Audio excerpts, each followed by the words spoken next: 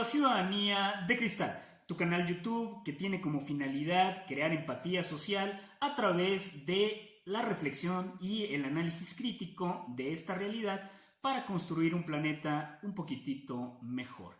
Si te gusta el canal, te invito a que te suscribas. Si te gusta mucho, dale like, y si te gusta re mucho, dale re like.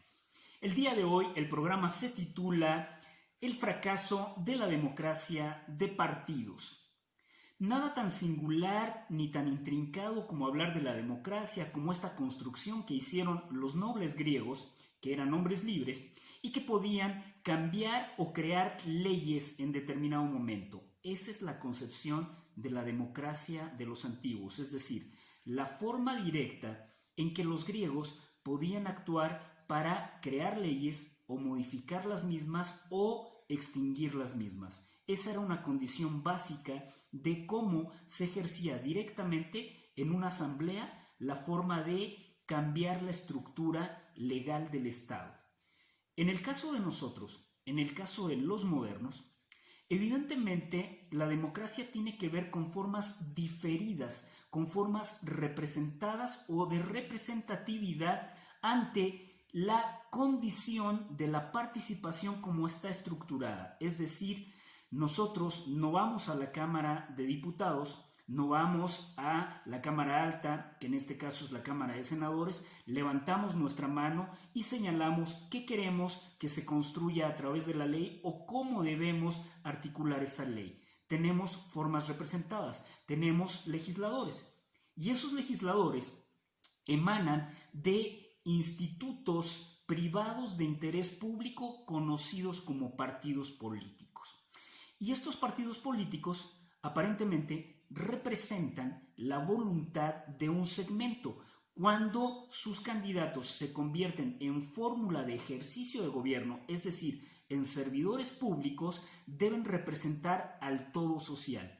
Aquí hay una primera frontera, es decir, si un partido político tiene necesariamente una serie de principios de cómo entiende la realidad, de cómo transformar esa realidad y de cómo conducir esa realidad va a tener un proyecto político, un programa, un plan de acción de gobierno que va a responder a esa lógica, pero no a la lógica del todo social. Por lo tanto, la primera condición es que la negación de la posibilidad de incorporación a ese proyecto de otras voluntades que están inmiscuidas a través de otros pensamientos, de otras ideologías, empiezan a colapsar. Es decir, la democracia que establece pluralidad y que pareciera que genera armonía, lo que genera habitualmente es una serie de desencuentros de los ciudadanos frente al ejercicio público.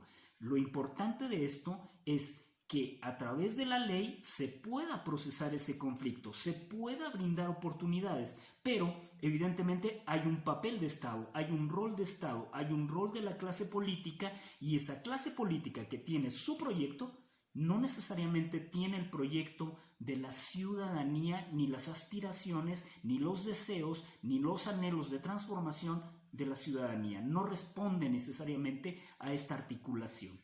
Y en este sentido, el científico Albert Einstein, que alguna vez vivió en la República de Weimar, cuando se restablece la democracia en Alemania, en esa Alemania dudosa y oscura de la Primera y de la Segunda Guerra Mundial, señala cuando viene el advenimiento de la democracia que el ciudadano debía tener la cabeza en su lugar, es decir, pensar para qué podía ejercer ese poder y si ese poder realmente era horizontal como pensamos a la democracia, es decir, como una estructura de derechos donde todos los ciudadanos tenemos la oportunidad de ejercer nuestro derecho político para articular el ejercicio de gobierno, que esto finalmente generara dividendos y oportunidades para el todo social.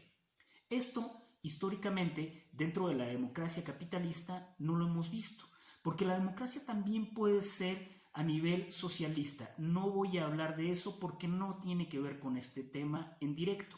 Pero en el caso de la democracia capitalista, las condiciones son claras. Nos basamos en un modelo político que está subordinado, es decir, está abajo, está maniatado de un modelo de orden económico. En primera instancia, en la modernidad, hablábamos del liberalismo.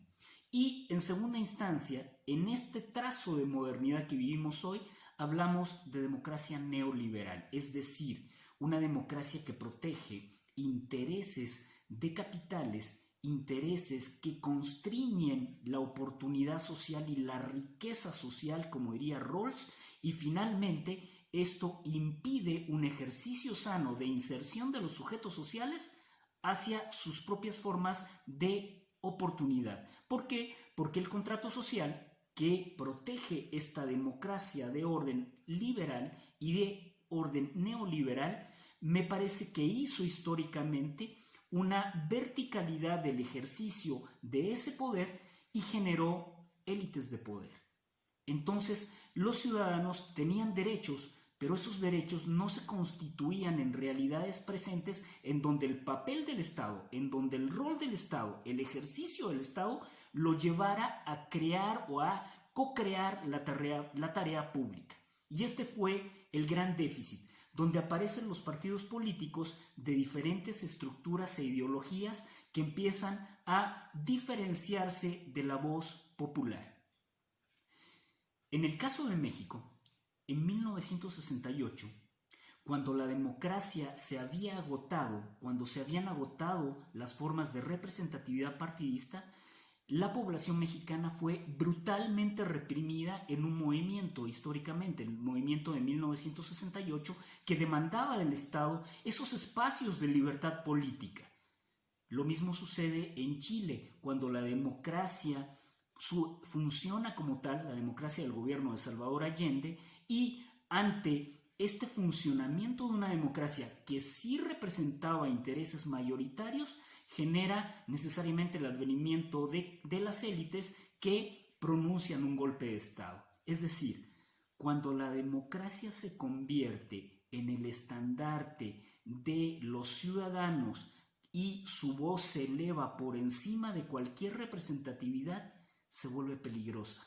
¿Se vuelve peligrosa para quién o para quiénes? Para los intereses de los grandes capitales, de las élites del poder que se benefician de esa estructura vertical que maneja a los partidos políticos y los convierte solamente en posesiones de sátrapas, posesiones de segregación política y no de comunión política para servir a quienes, a esas élites del poder. La democracia no vale la pena. Y por lo tanto, si miras los golpes de Estado en América Latina, han devenido históricamente porque las democracias finalmente no podían controlar las aspiraciones de esos pueblos que querían hacer del poder político un poder que dignificara al ciudadano, que le permitiera tener oportunidades sociales, que le permitiera entrar a los espacios de la cultura, que le generara educación gratuita, salud gratuita, que tuviera un porvenir dentro del trabajo.